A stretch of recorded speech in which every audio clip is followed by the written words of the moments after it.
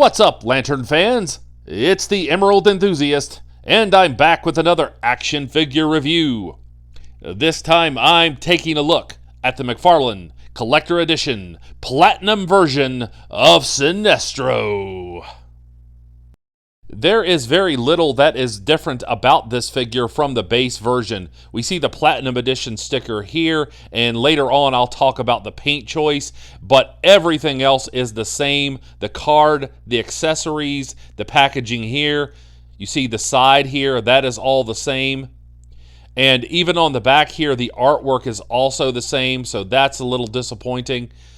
In the description below, I will put a link to my original review, but for now, let's talk about the differences of this figure.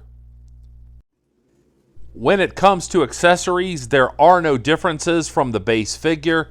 The personal power battery, the construct, the trading card base, and the peg base for the figure are all the same.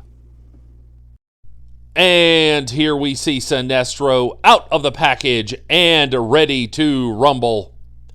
I will always be thankful for different Green Lantern figures. However, I do wish that there were more differences between the Platinum Edition figure and the base figure. So let's go ahead and take a closer look at the loose details now. Here are the figures side by side, and as you can see, the only difference is green paint. Here's a look at the back. All of the sculpting is the same. The texturing is the same.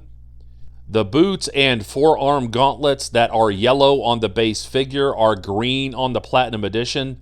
The belt that is silver on the base figure is green on the Platinum Edition as well. I do want to make a point that this shade of green is superior to some of the other green shades that McFarlane has used on Lantern figures. Now, when I saw the official product photos, I thought that maybe there would be different sculpting around the chest symbol, but that is not the case. Once again, the only difference is the paint. And the head sculpts are also identical. Some fans have suggested that this is the movie version of the figure. If you remember, Sinestro puts on the yellow ring in the mid-credits scene of the Green Lantern movie from 2011. But on your right here, you see the Movie Masters Sinestro, and as you can see, the green sections of the costumes are not similar. So while this may have been inspired by that scene, it is nowhere near screen accurate. As far as articulation goes, there's a midfoot hinge. The ankles move backward and forward. There's double jointed knees, so you can get the figure into a running pose.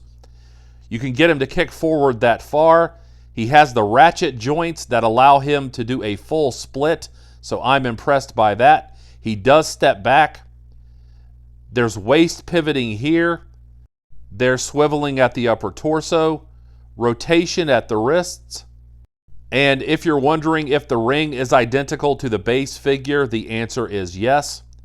In terms of the head sculpt, the head moves easily from side to side. There's a minimal amount of movement up and down. However, there is some head tilting, so I'm very thankful for that. There's ample movement from these butterfly joints at the shoulders. Here's a look at the wingspan, so that is impressive. The figure has double jointed elbows and biceps swiveling, and that will allow you to get him into a good flying pose. Not surprisingly, the articulation on this figure is the same as the base figure. And now some final thoughts on this figure.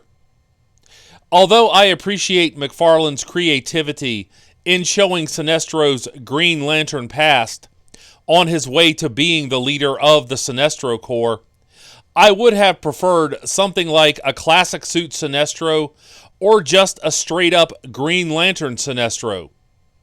Hopefully McFarlane will give us future figures of Sinestro in both of those costumes.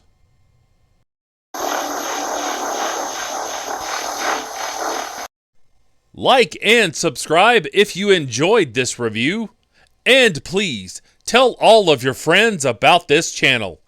I would certainly appreciate it. And I'll be back with more Green Lantern content soon. But until we meet again, this has been the Emerald Enthusiast, and thanks for watching.